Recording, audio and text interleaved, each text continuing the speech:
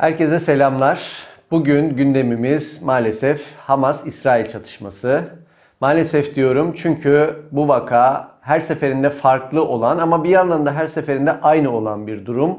Ve her iki tarafın da sivilleri, çocukları umursamadan sadece kendi hedeflerine yönelik çok sert operasyonlar yapması nedeniyle içimiz acıyarak takip ettiğimiz bir vaka. Biliyorsunuz süreç 7 Ekim saldırısıyla başladı. Yani benim bu videoyu çektiğim gün itibariyle yaklaşık 10 gün oldu ve ben özellikle bu tarihe kadar bekledim bir video yapmak için. Çünkü her şeyden önce ben bölge uzmanı değilim. Dolayısıyla bölge uzmanları konuyu bir kere nasıl değerlendirecekler onu bir bekledim. Onların görüşlerini almayı istedim. Bir de bu süreç içerisinde farklı aktörler nasıl açıklamalar yapacaklar, nasıl tutum alacaklar bunları bir görmek istedim. Çünkü bunları görmeden ve bu görüşleri alanın içinden gelen kişilerin görüşlerini dinlemeden yapılacak yorumlar bence gün doldurma, pek de bir işe yaramayacak türden olacaktı. O yüzden ben bunları bekledim ve ya açıkçası yeri gelmişken de böyle daha ilk gününden çok büyük açıklamalar yapanlar oluyor. Neye göre yapıyorlar inanın bilmiyorum. Dolayısıyla bence bu daha sağlıklıydı. Bekledim ve uzmanlardan aldığım görüşlerin ışığında, aktörlerin faaliyetleri ışığında çeşitli değerlendirmeler yapmaya çalışacağım konuyla ilgili. Ve bunu da 4 parçada yapacağım. Yani bu video aslında bir başlangıç videosu olacak. Çünkü çok kapsamlı bir sorun. Ve çok kapsamlı bir durum. O yüzden ben ard arda koyacağım 4 tane videoyla konuyu inceleyeceğim. Bugün izleyeceğiniz ilk videoda konunun arka planından bahsedeceğim. Yani bu işler nasıl bu noktaya geldi meselesine eğileceğim. Ardından bir sonraki videoda tarafların yani Hamas ve İsrail özelinde tarafların siyasi amaçları, askeri planları ve bunu gerçekleştirmek için nasıl bir yöntem izlediklerini ele alacağım. Üçüncüsünde konunun uluslararası ilişkilere yansıması ne olabilir? Biraz buna değineceğim. Yani bu iş nereye gidebilir? Hangi aktör nasıl konumlanıyor? Bu iş çok büyür mü? Yoksa bölgesel mi kalır? Kalırsa veya büyürse neye mal olur? Üçüncüde bunu ele alacağım. Ve dördüncüsü ve sonuncusunda da bunun Türkiye açısından ne anlam ifade ettiğini, yani Türkiye'nin nerede durduğunu, nerede durması gerektiğini ve buradan hareketle Türkiye'nin aslında genel iç politik meselesine de ufak bir giriş yapmış olacağım.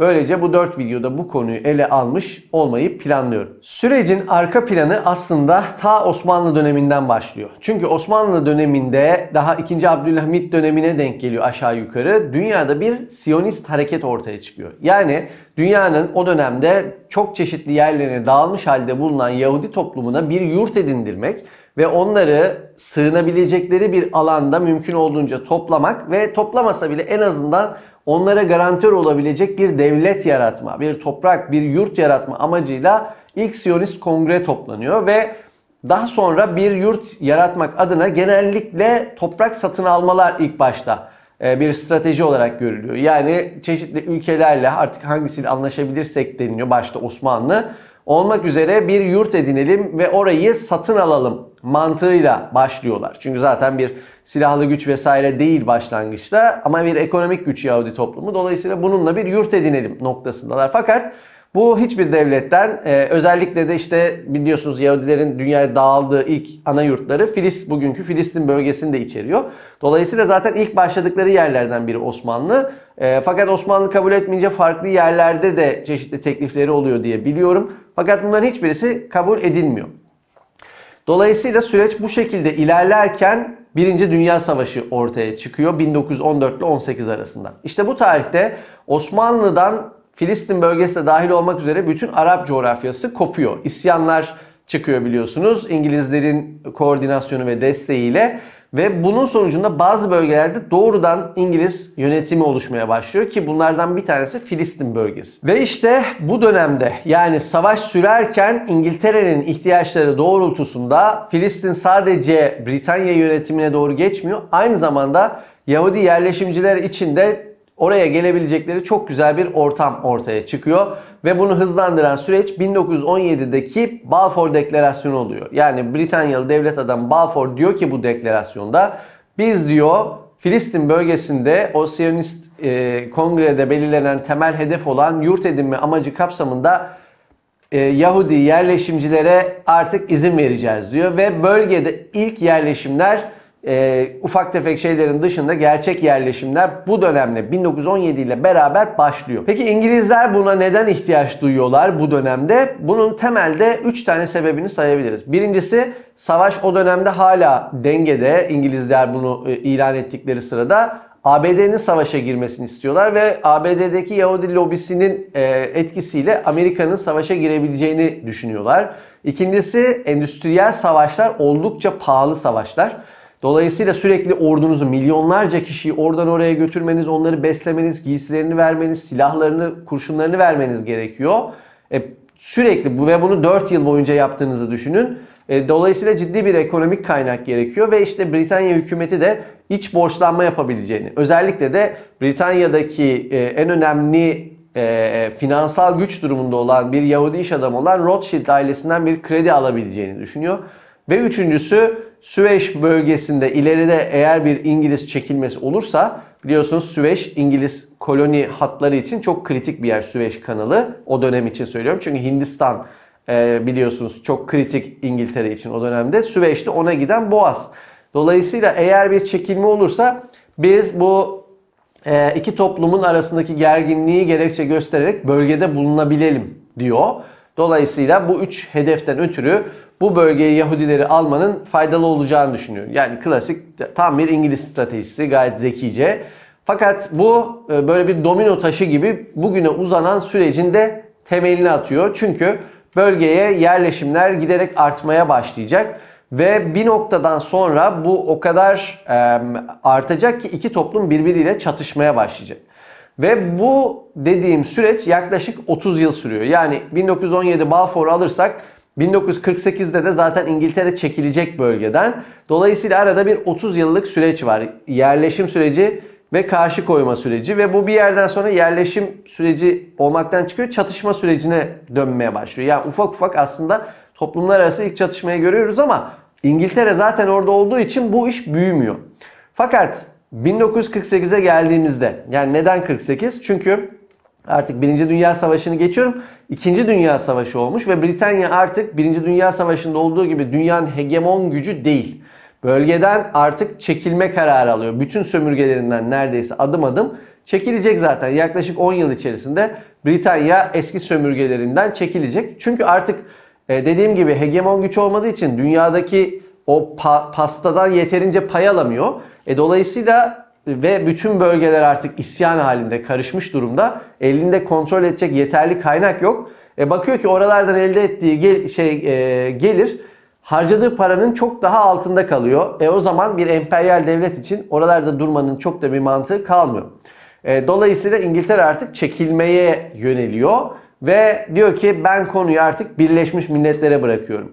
İşte bunu dediği an artık Britanya dönemi bitiyor bölgeyle ilgili. Arap-İsrail çatışması dönemi başlıyor. Arap-İsrail çatışması dediğimiz dönemi de zamanlayacak olursak kabaca 1948'de Britanya İmparatorluğu oradan çekilince aynı gün İsrail bağımsızlık ilan ediyor. Diyor ki biz bu bölgelerde ayrı bir devletiz artık diyor.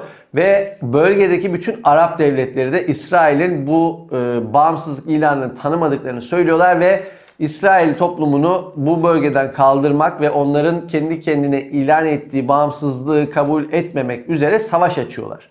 Yani bölgedeki bütün devletler Mısır'ından Ürdün'üne, Suriye'sine kadar dört bir koldan, daha doğrusu üç bir koldan diyelim, bir tarafı deniz, denizi çok kullanmıyorlar. Kara operasyonu şeklinde İsrail'e saldırıyorlar. Ve böylece Arap-İsrail savaşları dönemi başlıyor ki bunu da yani yaklaşık 40 yıllık bir süreç olarak da bunu alabiliriz. 48-50 gibi düşünsek 90'larda iş artık Arap-İsrail'den İsrail-Filistin meselesine doğru dönecek. Dolayısıyla bir 40 yıl boyunca bölge şu şekilde şekilleniyor. Bir yandan her 10 yılda bir savaş oluyor. Aşağı yukarı 10 yılda bir tabii.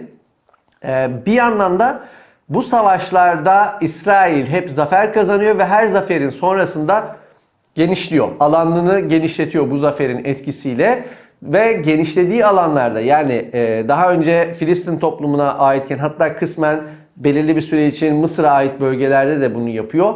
Belli bölgeleri ele geçirdikten sonra yerleşimciler buraya gelmeye başlıyor ve yerleşimciler geldiği zaman orada bulunan Filistinli toplumu oradan itiyorlar. Yani bir yandan da bu 40 yıllık süreç bir savaşlar dönemi, İsrail zaferleri dönemi ve aynı zamanda bir yerleşim ve etnik temizlik dönemi. Çünkü yerleştikleri yerde Filistinlilere siz de kalın ama biz yönetelim, biz bu savaşı kazandık demiyorlar. Oradaki Filistinlilere itiyorlar. Dolayısıyla Filistinliler de çevre ülkelerde yani Lübnan'da, Mısır'da, Ürdün'de özellikle Lübnan ve Ürdün'de mülteci durumuna, hatta Filistin'in iç bölgelerinde yine mülteci durumuna düşüyorlar. Yerinden edilmiş insan durumuna düşüyorlar. Şimdi zaten size gördüğünüz haritayı yansıttım. Bunu başka yerlerde gördüğünüzü düşünüyorum. Burada gördüğünüz gibi İsrail topraklarını ciddi anlamda 1917'den itibaren genişletiyor ve genişlettiği gibi bölgedeki halkı da adım adım sürerek bir etnik temizlik yapıyor ve burada biliyorsunuz bir iddiada toprak satışıyla ilgili olan şey. Yani burada bir etnik temizlik veya başka bir politika yok. Bu toprakların hepsi satın alındı mantığı var. Bununla ilgili araştırmalara baktım. En uç rakam verenlerde bile satılan toprak oranı işgal edilen alanın %20'sine bile yaklaşmıyor ve ortalama olan satış rakamı %8 civarında.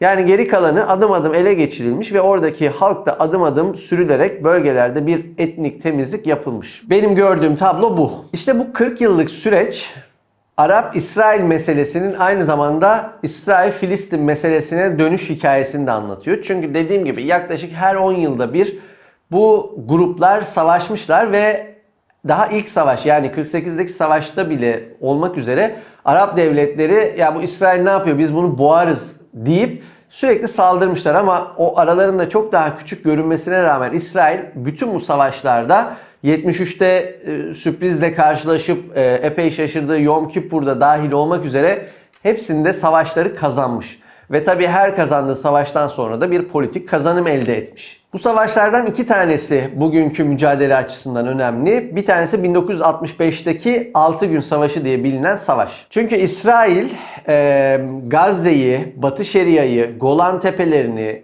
Doğu Kudüs'ü ve hatta Sina Yarımadası'nı bu savaşla beraber ele geçiriyor. Örneğin Gazze'yi biz şu an Hamas'ın kontrolündeki ayrı bir bölge olarak kabul ediyoruz. Ama mesela 1967 ile 2005 arasında bölge İsrail işgalindeydi. İşgalinde diyorum bu arada yani İsrail'in verdiği bir toprak olarak değil ama elinde tutuyordu. Ya da bildiğiniz gibi Golan Tepelerindeki durum hala devam ediyor. Suriye ile İsrail arasındaki en önemli mesele. Sonra Sina Yarımadası'nı bırakacak ama geri kalan kısımda yani Batı Şeria ve Doğu Kudüs meselesinin yine temelleri bu 1965 savaşındaki kazanımlarla elde ediliyor. Bir de 1973 Yom Kippur Savaşı ya da Ekim Savaşı diye de biliniyor. Bu savaş da önemli çünkü burada karşı tarafın Arap devletlerinin İsrail'e karşı bir sürpriz saldırısı söz konusu. Sonra İsrail sürprizin etkisinden kurtulunca toparlıyor hatta savaşı kazanıyor.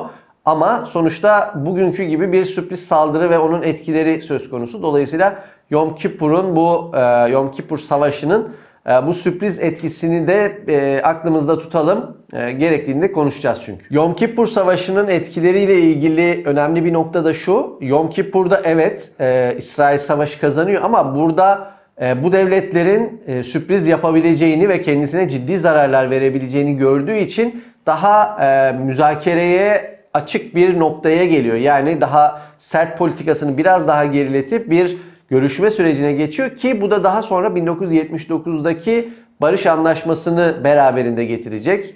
Camp David görüşmelerini ve ardından 79 barış anlaşmasını getirecek ki burada İsrail ile İsrail ile Mısır'ın birbirini tanıdığı bir süreç ortaya çıkacak ve aslında sürecin artık çatışmadan çıkıp normalleşmesi için bir önemli de adım olacak. Hazır konuya girmişken bir diğer önemli konu bu 1979 ve oraya giden süreç, Camp David süreci. Çünkü bu süreç içerisinde Mısır yaptığı anlaşmayla İsrail'i tanıyacağını kabul ediyor her şeyden önce.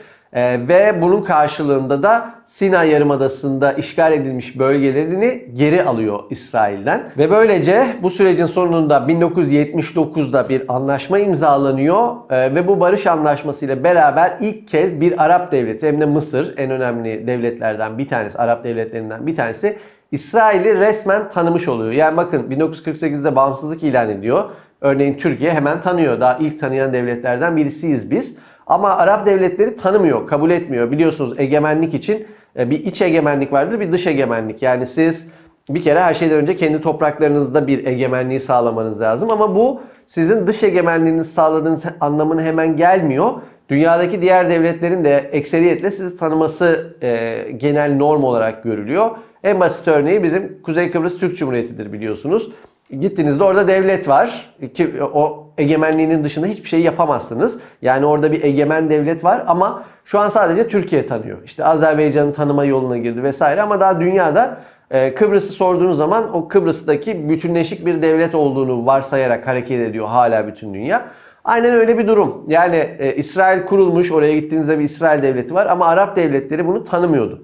İşte burada ilk kez bir Arap devleti artık diyor ki tamam ben şu topraklardaki bir İsrail devletini tanıyorum diyordu. Tabii böylesi bir anlaşma Arap devletleri arasında ciddi mesele yaratıyor. İşte sen davamıza ihanet ettin, etmedin, bu işi yoluna sokuyorum vesaire. Farklı görüşler ortaya çıkıyor. Burada da bir bölünme ortaya çıkıyor ve bu anlaşmayı imzalayan Enver Sedat da bunu aslında hayatıyla ödüyor. Birkaç yıl sonra bir suikast olacak, ciddi bir saldırı gerçekleşecek ve öldürülecek. Yani sadece vücudundaki kurşun sayısı 79 falan olması lazım yanlış bilmiyorsam. Bir suikast sonucu Enver Sedat da öldürülecek. Fakat sonuçta Mısır'la İsrail arasında bir normalleşme süreci başlayacak ve böylece süreç başka bir yöne doğru evrilecek. İşte bölgede bütün bunlar olurken aslında mücadelenin kendisi de evrim geçirmeye başlıyor. Ne oluyor? Artık Arap devletlerinin etkin konumu ve Filistinlilerin edilgen konumunun yerini yavaş yavaş 70'lerden sonra başlayıp 80'lerde iyice hızlanıp 90'larda tamamen Filistinlilere geçecek bir süreçle Filistinlilerin etkin, Arap devletleri başta olmak üzere diğer uluslararası aktörlerin daha edilgen bir konumdan konuya dahil olacakları bir sürece doğru evriliyor. Ve burada Filistinlilerin kendi içerisindeki bir birliği ifade eden bir siyasi ve askeri bir yapı ortaya çıkıyor ve öne çıkıyor. Bu da Filistin Kurtuluş Örgütü oluyor. Filistin Kurtuluş Örgütü sadece Filistin'in elinde kalan bölgeler üzerinden değil, aynı zamanda ciddi bir artık Filistinli mülteci grubu da ortaya çıkıyor ve bunlar hatta Lübnan örneğinde olduğu gibi bu mülteci kamplarında örgütlenip İsrail'e saldırdıkları için İsrail Lübnan'ı hedeflediği türden bölgesel savaşlara da yol açabiliyorlar. Dolayısıyla bütün bölgeyi içerecek şekilde Lübnan'ı, Ürdün'ü, kısmen çok az da olsa Mısır'ı ve Filistin'in kendi içerisindeki bölgeleri içerecek bir uluslararası örgütlenme olarak ortaya çıkıyor Filistin Kurtuluş Örgütü. Tabii ki Suriye'si, Libya'sı, hatta Tunus'u, Irak'ı da dahil olmak üzere, daha sonra İran'da dahil olmak üzere ciddi bir destek alan bir örgüt. Fakat sonuç olarak yavaş yavaş artık bu mesele Arap devletleri ile İsrail arasındaki meseleden Filistinlilerin kendi örgütleriyle İsrailler arası bir meseleye doğru dönüşmeye başlıyor. Ve işte konu artık bir İsrail-Filistin meselesine dönünce İsrail'in uyguladığı yöntemler de değişmeye başlıyor. Yani daha önce kendisine gelecek olan askeri saldırılara askeri yanıt veren daha silahlı kuvvetler özelinde bir yapıyken şimdi artık karşısında bir Filistinlilerden oluşan politik askeri bir grup ortaya çıkınca salt askeri yöntemleri içermeyen değişik stratejiler geliştirmeye başlıyor İsrailler. Bunlardan bir tanesi de bugünkü sorunun kökünü atacak olan Hamas'ın ortaya çıkması ve İsrail'in bu yapıyı, FKÖ'yü bölmek için bir enstrüman olarak görmesi. Çünkü İsrail'in bunu yaptığı dönem aslında zamanın ruhuyla da uyumlu bir şey. Dünyada bir ABD'nin uygulamaya başladığı bir Yeşil Kuşak projesi var ve bu Yeşil Kuşak'ta özellikle Sovyetlere yönelik bir aslında parçalama harekatı. Çünkü Sovyetlere karşı dini hareketleri bir panzehir olarak geliştirirsek diyorlar, bu gruplar Sovyetlere karşı savaşabilir, Sovyetlere karşı bir vekil savaş yürütebilir diyor ve bütün dünyada Sovyetlerin güneyini kuşatacak şekilde bir siyasal İslam'ın önünü açan bir politika izlemeye başlıyor ABD ki bunun etkilerini bölgedeki bütün coğrafyalar biz çok iyi biliyoruz bildiğiniz gibi hepsi görmeye başlıyor. İşte bu zamanın ruhuna paralel olarak aynı şeyi İsrail'de kullanabileceğini düşünüyor ve bölgedeki İslami grupların bir nevi sosyal ve ekonomik örgütlenmesine yol açacak türden politikalar uygulamaya başlıyor. Buradaki amaç çok açık. Filistin Kurtuluş Örgütü'nü bölmek, yani bölgenin Filistinlilerin tek temsilcisi olup Filistinlilere bir yurt yaratma, böylece iki devletli çözümü yapmak için göstereceği eforu bölmek. Yani parçala ve yönet klasik yöntemi uyguluyor. Ve bu nedenle Hamas'ın güçlenmesine imkan veriyor diyeyim. Yani kendi doğrudan desteklemiyor ama yol veriyor. Yani aynı ABD'nin aslında yaptığı şey başına geliyor. Nasıl ABD Sovyetleri bölsün diye ya da Sovyetlere ciddi kan kaybettirsin diye Afganistan'da Taliban'ı destekliyor ve o daha sonra bir bumerang gibi El-Kaide'yi doğurup Amerika'ya yöneliyor. Aynı şeyi göreceğiz. Yani sonunda söyleyeceğimi başta da söyleyeyim. Filistin Kurtuluş Örgütü'nü ve Filistinlilerin yekün mücadelesini bölmek için farklı aktörleri destekleyip parçalı bir Filistin yaratma hedefinin yan etkilerinden bir tanesi Hamas'ın daha sonra gelip işte yıllar sonra kendisini vurması olacak. Dolayısıyla bu işin Arap-İsrail Savaşı'ndan Filistin-İsrail meselesine dönmesine paralel olarak Filistin mücadelesini bölme çabalarının aslında bir sonucu olarak Hamas'ın biz bu kadar yükseldiğini görüyoruz. Ve tabii ki şunu da ekleyeyim, dediğim gibi zamanın ruhu da var burada. Küreselleşme süreci var. Soğuk Savaş'ın bitişiyle artık ideolojilerin gerilemesi ve boşlukta kalan insanların özellikle Arap coğrafyasında dine yönelmesi, bunlar da tabii ki Hamas'ı besliyor. Ama dediğim gibi İsrail'de bundan gayet memnun ilk dönemlerde, çünkü daha seküler, farklı tonları bir ulus kimliğinde birleştiren Filistin Kurtuluş Örgütü'nü ve daha sol tandanslı bir Filistin Kurtuluş Örgütü'nü bu birleştirici rolden alıyor ve uzlaşması gerçekten gayet zor olan siyasal İslam temelinde ortaya çıktığı için Filistin Kurtuluş Örgütü'nün ve onun barış çabalarını bile sabote edebilecek türden radikalleşebilen bir Hamas'ı ortaya çıkarıyor. Böylece bölüyor ama işte dediğim gibi bir bumerang etkisi olacak ve Hamas daha sonra İsrail'i hedef alabilecek kadar güçlü bir noktaya gelecek. Ve bütün bu dönüşüm süreci yaşanırken biri 1993'te, biri 1995'te iki tane Oslo Anlaşması imzalanıyor. Ve bu iki anlaşma aslında Filistin kısmının hukuki çerçevesini çiziyor bugüne kadar. Sonra o hukuki çerçeveyi delmek için İsrail bir sürü şey yapacak. Filistinler mücadele edecek. 2 tane intifada olacak. 2 tane savaş olacak. Birisi Lübnan'la, bir tanesi genel olarak bölgeyle. İsrail defalarca operasyonlar yapacak iki bölgeye de.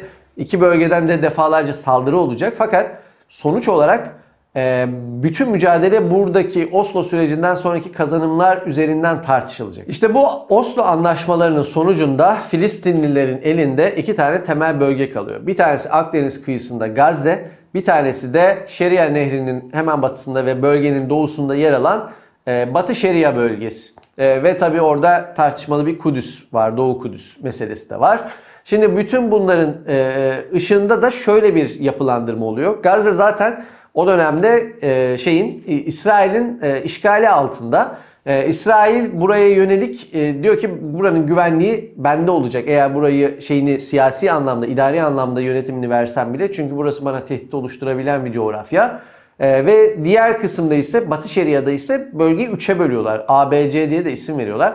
Bir tanesinde hem idare hem güvenlik, yani her şeyiyle Filistinliler var. Bir tanesinde idare Filistinliler B bölgesinde ama güvenlik İsrail'de deniyor. Diğerinde ise Filistinliler yaşıyor ama idare ve güvenlik İsrail'de. Böyle küçücük bir bölgeyi de 3'e bölüyorlar. Ve bunun üzerine bir uzlaşma sağlanıyor.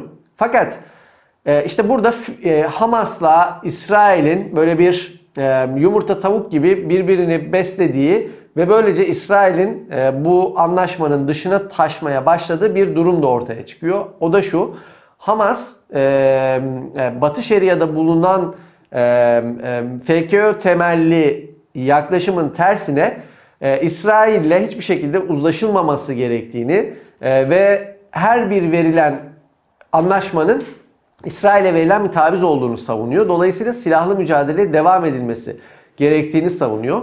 Ve tam da bu anlaşmanın devamında öncesinde de yaptığı türden eylemleri arttırıyor ve hatta dozajını değiştiriyor. Strateji olarak tamamen terörizmi seçiyor. Yani Filistin Kurtuluş Örgütü bir ordu gibi davranıyor aşağı yukarı. En fazla bir gerilla örgütü gibi davranıyor. Çünkü seçtiği hedefler devlet hedefleri. Yani askerler, polisler veya devletin oradaki idari memurlarını hedef alıyor. Yani klasik bir gerilla mücadelesi. Hatta belki klasik silahlı mücadele bile sayılabilir. Asimetrik mücadele yürüten bir silahlı direniş örgütü gibi hareket ediyor. Ama Hamas intihar bombacıları başta olmak üzere doğrudan sivilleri hedef alıyor. Yani terörist strateji gidiyor. İsrail'i böyle topyekun bir saldırıya çekmeye çalışıyor. Bir provokasyon yapmaya çalışıyor ki savaş kitleselleşsin ve yeniden Arap-İsrail Savaşı döneminde olduğu gibi herkesin İsrail'e saldırdığı ve nihayetinde İsrail'i bölgeden attığı bir ortam yaratabilsin istiyor. Bu yüzden de terörizm strateji olarak gidiyor ve dediğim gibi doğrudan sivilleri, çoluk çocuk hedef alan terörist saldırılar yapmaya başlıyor. Bunun sonucunda bu da İsrail'de zaten özellikle sağ partilerin de Oslo anlaşmalarına önemli eleştirileri söz konusu. Bu da İsrail'de bu yaklaşımın güçlenmesine ve tekrar genişleme politikalarına dönülmesine etki ediyor. Yani ne yapıyor İsrail'de bunun sonucunda? Bu saldırılara önlem almak üzere diyor ki bunlar buralardan kaynaklanıyor. Bu iki bölgeden kaynaklanıyor. Biz zaten burada güvenlik haklarımız var. Bu bölgelere gitmemiz lazım. Bu bölgelere sürekli müdahale etmemiz lazım diyor. Ve bölgelerde sürekli müdahaleler yapmaya başlıyor. Bu kadarla da kalmıyor. Bu süreç içerisinde özellikle bütün şeyi kendisinde olan bölgelerde C bölgesi olması lazım. C bölgesinde yerleşimleri arttırıyor. Normalde oraya yerleşim yapmaması lazım. Sadece Filistinli nüfusu adına idareyi ve güvenliği sağlaması lazım. Oslo Anlaşması'na göre söylüyorum. Ama İsrailler burada ufak sürekli ama yerleşim politikasına devam ediyorlar. Yani aslında nedir? Daha önce yaptıkları o işgal politikasının devamını sürdürmüş oluyorlar. Dolayısıyla bunların her biri bir patlama yaratıyor.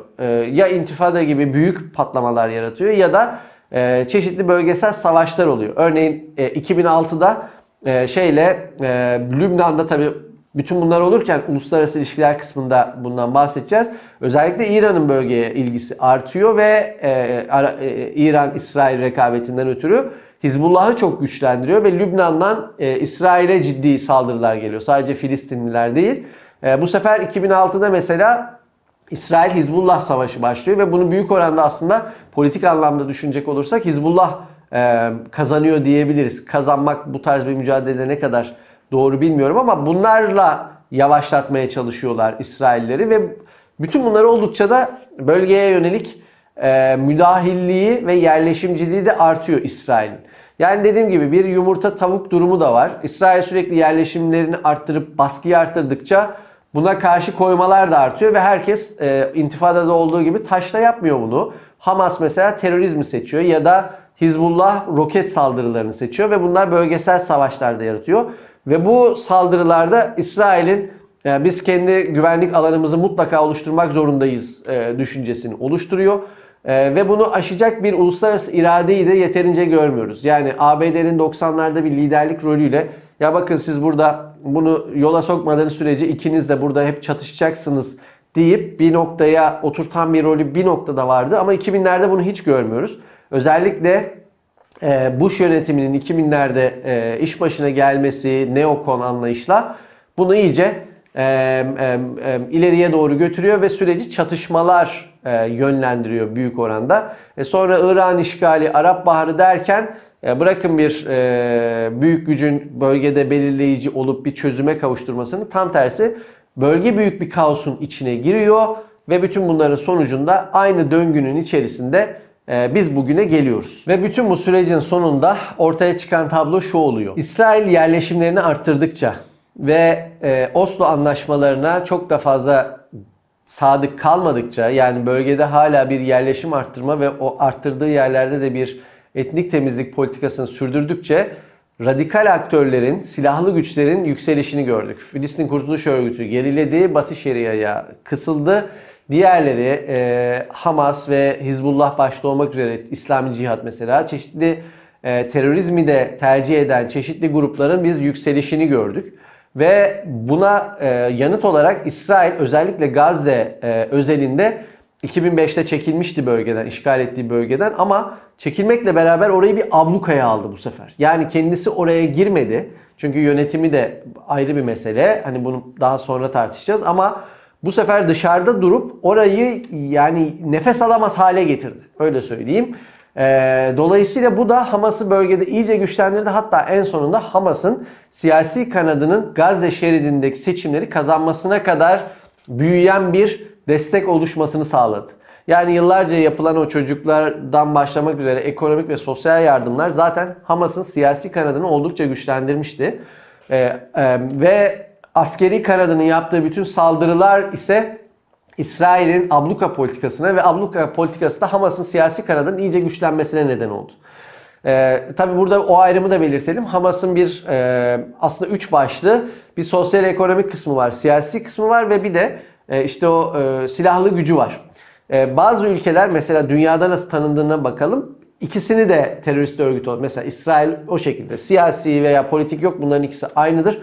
Dolayısıyla bunların ikisi de siyasi kanattır diyor. Bazıları siyasi kanatı terör örgütü olarak saymıyor, askeri olanı sayıyor. Bazıları ikisi de değildir olarak görüyor. Yani dünyada da farklı farklı düşünceler var ama dünyanın büyük bölümü Hamas'ın silahlı kanadını bir terör örgütü olarak kabul ediyor.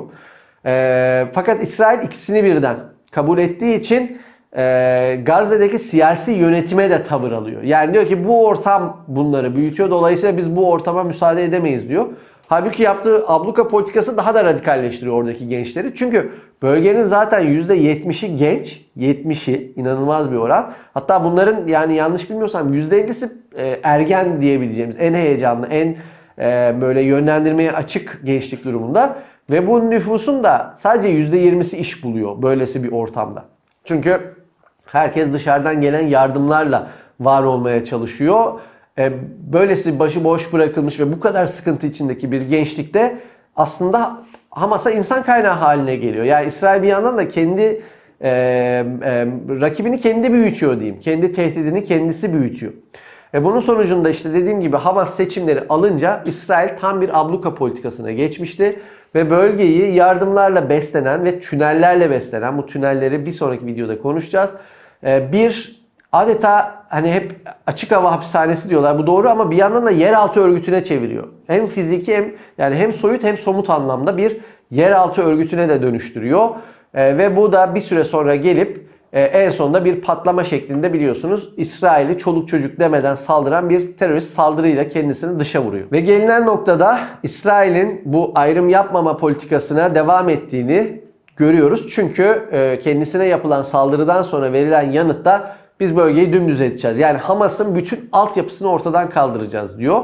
Ve bu da siyasi ile askeriyi ayırmadığını ortaya koyuyor ve bunun zaten yansımalarını en azından bu videoyu çektiğim gün itibariyle 10 gündür görüyoruz. Bölgeyi hani 2. Dünya Savaşı'ndaki mantıkla bombalıyor. Genel bombalama yapıyor. Bütün endüstriyel ve askeri hedefleri vururken aslında onu yapabilmek için alan bombalaması yapıyor.